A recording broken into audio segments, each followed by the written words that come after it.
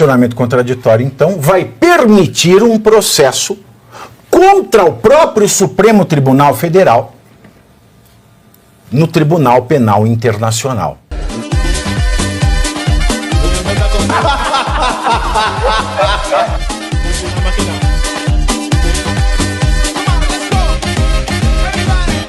Nós partimos para essa pauta que é importantíssima. Importantíssima. O ministro Cristiano Zanin, que é presidente da primeira turma do STF, para quem não sabe, o STF ele tem duas turmas. Na verdade, nós podemos dizer que são três. A primeira turma com 5 ministros, a segunda turma com outros 5 ministros, com a finalidade da divisão de trabalhos. E uma terceira turma, que é o Pleno, onde estão todos os 11 ministros. O ministro que é presidente, ele não faz, porque ocupa a presidência da Corte do CNJ, parte de nenhuma das turmas. Então, o presidente, quando ele assume o seu mandato como presidente do STF e do CNJ, ele não faz parte das turmas. Então, são a primeira turma com 5, a segunda turma com 5 e o Pleno, que é uma terceira turma que congrega todos os 11 ministros. Os 10 das duas turmas, mais o presidente. A primeira turma é a turma perante a qual todos esses processos que envolvem o 8 de janeiro estão em curso. É a turma do ministro, nosso ditador, ajoelhem-se infiéis é a Janja quem fala. Janjô. Eu vou falar o nome dele, todos se preparem. Alexandre de Moraes faz parte, e dela também fazem parte, Flávio Dino, Cristiano Zanin, também faz parte dela a ministra Carmen Lúcia, Edson Fachin e Luiz Fux. Valendo lembrar que os próximos ministros a se aposentarem a partir de 2027 são Carmen Lúcia e Luiz Fux. Então, os 2 novos ministros entrarão para a primeira turma. Explicado este detalhe, então o Cristiano Zanin, que preside a primeira turma do STF, marcou os dias 25 e 26 de março para o julgamento, que pode tornar réus o ex-presidente Jair Bolsonaro e outros denunciados pela suposta minuta de rascunho de decreto de golpe de 2022, lá em 2022. Depois da confirmação da data, Bolsonaro se manifestou, ironizando a decisão. No X, Bolsonaro escreveu o seguinte, coloca na tela, alemão, aspas, nos Estados Unidos, a perseguição contra Trump e as ridículas acusações de insurreição levaram quase 5 anos para serem convertidas em denúncia formal. E depois foram reduzidas a pó pela escolha soberana do povo americano. Tudo ocorreu na primeira instância, com uma breve consulta à Suprema Corte sobre a matéria constitucional. Mas no Brasil, que tem a 30ª justiça mais lenta do mundo, e a mais cara dele, vale lembrar, né? O judiciário mais caro do mundo, um inquérito repleto de problemas e irregularidades contra mim e outras 33 pessoas está indo a julgamento em apenas 1 ano e 1 mês. É impressionante, parece que o devido processo legal por aqui funciona na velocidade da luz. Fecho aspas para Bolsonaro. E segundo informações do jornal O Globo, o Procurador-Geral da República, PGR, Paulo Gonet, vai pessoalmente ao STF fazer sustentação oral e defender que a Corte receba a denúncia apresentada por ele. Vale destacar que a presença do PGR em julgamentos na primeira turma não é comum. Vale lembrar também, fazendo um breve resumo de tudo que nós falamos ontem, a denúncia foi apresentada de uma maneira muito estranha, muito suspeita. Dividiu-se a denúncia em 5, uma com 8, outra com 6, uma com 7, outra com 12, outra com um denunciado, mas denúncias completamente iguais, inclusive nos erros de digitação e diagramação das peças. Não se deu aos denunciados um prazo justo para que se pudesse analisar mais de 81 mil páginas e, mesmo não dado o prazo, as defesas prévias foram apresentadas. Defesa prévia por quê? É uma manifestação do denunciado à denúncia. A defesa de fato, ela vem se a denúncia se torna uma ação criminal e aí os que eram denunciados tornam-se réus, fazem as suas contestações. Ontem, às 11 horas e 41 minutos, o PGR apresentou uma manifestação contra, pedindo não acolhimento das defesas prévias. Como eu disse, a mídia consorciada e financiada pelo governo disse que o PGR rebateu a defesa prévia de Bolsonaro. E nós mostramos aqui detalhadamente que não rebateu porcaria nenhuma. Foi uma peça tão ou mais vergonhosa do que a peça principal da denúncia. O fato é que a defesa de Bolsonaro e também de Braga Neto, se não me engano, mas a de Bolsonaro tenho certeza, já havia pedido a declaração de suspeição, ou seja, o impedimento de 2 ministros que compõem a primeira corte para julgarem o caso. Um é Flávio Dino, porque Flávio Dino já disse que Bolsonaro é o demônio.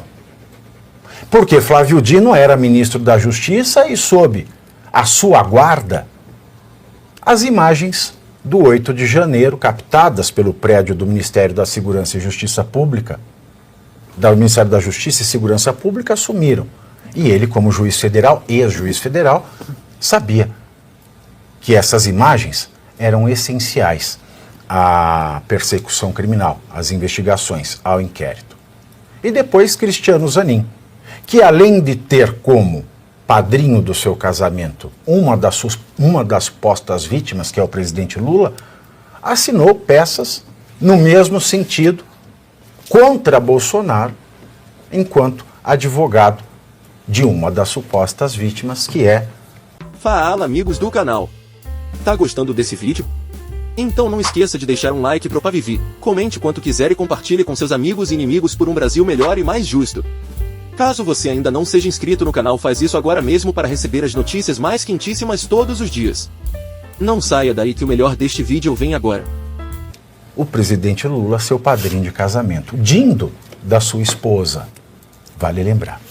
E o ministro Cristiano Zanin, da primeira turma, apesar do fato de que, em razão do fato de que Luiz Roberto Barroso, presidente do STF, aquele que disse vencemos o bolsonarismo, vejam que está tudo errado, diz que não há motivos para impedir nem Zanin nem Dino de analisarem e julgarem essa denúncia. Não tardou Cristiano Zanin e a Jato marcou o julgamento da admissibilidade da denúncia contra o Jair Bolsonaro para o dia 25 desse mês. É o julgamento da admissibilidade. Não quer dizer que esse é o julgamento que vai condená-lo à cadeia, à prisão ou a qualquer coisa que seja. É um julgamento que vai dizer o seguinte: ministro 1, 2, 3, 4 e 5, você acha que a denúncia da PGR deve se transformar em uma ação penal? Ela tem condições jurídicas de se converter em uma ação criminal contra os denunciados? Se a maioria disser que sim, a denúncia vira ação penal e os denunciados viram réus. Se disserem que não, acabou. Acabou. Agora, o que eu, Thiago Pavinato, tenho a lhes dizer antes de passar o debate à mesa. Prestem muita atenção nisso que eu vou dizer. Muita atenção. Eu publiquei nas minhas redes sociais mais cedo. E muita gente fala, vai sonhando. Não, isso não vai acontecer. Não, eles eles não têm palavra. O que importa, meus senhores, e vou dizer de antemão, o que importa para que eu diga o que eu vá dizer agora é a exposição de um jurista. Não me importa se ele vai ser coeso com aquilo que ele defendeu a vida inteira ou se ele vai trair todos os seus ideais. Não importa. O que importa é que nós temos que fazer aquilo que a imprensa dependente, financiada, propagandista desse governo não faz, que é expor a verdade daquilo que vai ser julgado.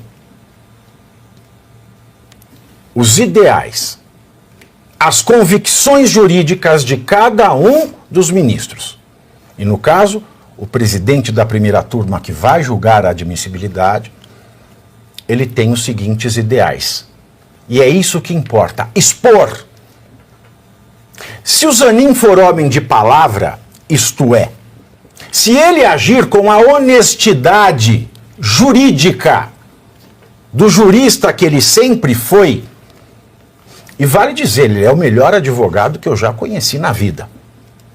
É um grande advogado. Então, se ele for honesto, ele vai votar contra a denúncia, contra a PGR, em favor, portanto, do Jair Bolsonaro, porque condizente com aquilo que ele sempre sustentou. Eu afirmo que o Zanin vai julgar favoravelmente o caso a favor de Bolsonaro e contra a PGR com base nos seus próprios posicionamentos. E eu separei aqui os posicionamentos que ele ofereceu, declarou, assinou embaixo para a BBC de Londres em dezembro de 2017. Então eu peguei aqui trechos, pedi para que o alemão colocasse na tela e eu vou ler quais são as posições do Cristiano Zanin.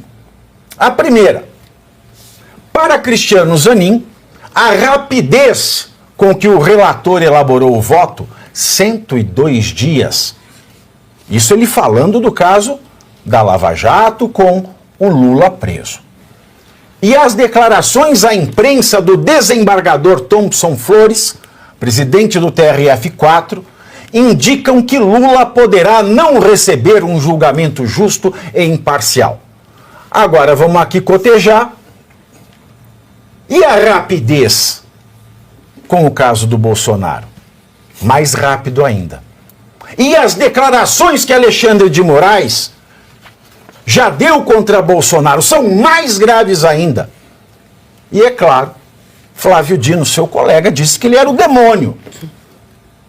Então o Cristiano Zanin, se ele for homem de palavra, se ele tiver um pingo de decência, ele vai levar em conta isso que ele disse para a BBC em Londres. Outro fato. Em conversas com parlamentares, advogados e acadêmicos na Inglaterra e na Itália, demonstraram a tese de que o judiciário brasileiro não está garantindo os direitos constitucionais dos acusados e que Lula estaria sendo alvo de perseguição política. Outra tela, alemão, vamos passar para a próxima. Nas palavras do próprio Cristiano Zanin, aspas, fizemos uma amostragem de 10 processos, sendo 5 da Lava Jato e 5 fora da Lava Jato. E a média que encontramos é de 170 dias. O relator demorou 102 dias para elaborar o voto no caso de Lula. Então, esse dado objetivo permite dizer que o recurso do ex-presidente Lula está tendo uma tramitação acelerada se comparado com outros processos do tribunal. Volta para mim um pouco, alemão. É o caso de Bolsonaro. A PGR levou o tempo que quis, 90 e poucos dias, se não me engano, para fazer aquela denúncia porca. apresentou, não deu um prazo equânime para a defesa prévia, a defesa prévia foi apresentada, logo em seguida a PGR fez uma manifestação, uma réplica porca, ontem, e hoje já se marcou o julgamento da admissibilidade para um processo, para uma denúncia, um inquérito, um relatório que envolvem mais de 81 mil páginas, para daqui, para fora a semana que vem na outra, em 10 dias. 10 dias. Então, se 102 dias para o Cristiano Zanin revela objetivamente a perseguição política contra Lula, que se dirá 10 dias? Que se dirá 10 dias? Menos de 10%. Outra tela. Cristiano Zanin Martins afirmou na Europa que, para verificar se o ritmo da decisão sobre Lula foi diferente da maioria dos casos que tramitam no TRF4, vão pedir para que o tribunal forneça uma relação dos recursos que estão na corte com a ordem cronológica. Próximo slide. Disse ainda o hoje ministro, aspas, nós entendemos que o recurso do ex-presidente Lula deve ter uma tramitação exatamente igual aos demais casos. Não queremos nenhum tipo de privilégio, mas também nenhum tipo de prejuízo. Cobramos tratamento exatamente igual. Por fim, o próximo slide conclui Cristiano Zanin. Aspas. Para nós, a percepção de que a tramitação está mais acelerada em relação a outros casos, somadas às declarações que foram dadas pelo presidente do tribunal sobre esse caso, chamam a atenção. Pode tirar o slide e eu quero lhes dizer o seguinte. Se o Cristiano Zanin, meus senhores, se o Cristiano Zanin não julgar a denúncia contra o presidente Jair Bolsonaro, conforme o seu próprio e público entendimento da Constituição, e vale dizer, convicção esta que ele levou para a Europa e que agora o PT quer criminalizar o Eduardo Bolsonaro por estar algo como traindo o Brasil e falando mal da justiça nos Estados Unidos. O Cristiano Zanin fez na Europa, vocês viram aí. Mas o que eu quero dizer é o seguinte, se o Cristiano Zanin não julgar conforme isso que vocês acabaram de ver, uma coisa é certa, ter-se-á o posicionamento de um membro do Supremo Tribunal Federal contraditório, absolutamente contraditório com aquilo que ele acredita. Desce um pouquinho mais. Esse posicionamento contraditório, então, vai permitir um processo contra o próprio Supremo Tribunal Federal no Tribunal Penal. E você aí já está preparado para ter todos os argumentos para dizer que Marx não foi um cara legal, para dizer que o comunismo não é um lugar para diversidade, para desmontar essa grande fake news histórica da esquerda, que é repetida por nossos professores de história, de geografia, de sociologia, que é repetida nas universidades, que é repetida nos livros. Está preparado para dizer por que Marx não era um cara legal e por que todo marxista raiz também não é, e por que o comunismo é terrível? Você já leu nos Anais de Marx? Pois é, aqui nesse livro você vai encontrar tudo o que você precisa saber para responder aquele sabichão que diz que Marx é um cara legal, pois não é. Leia agora, nos Anais de Marx, a trolha do comunismo transviado para encaçapar idiotes, à venda em todas as livrarias do Brasil, pelo site ou nas lojas físicas. Não deixe de ler.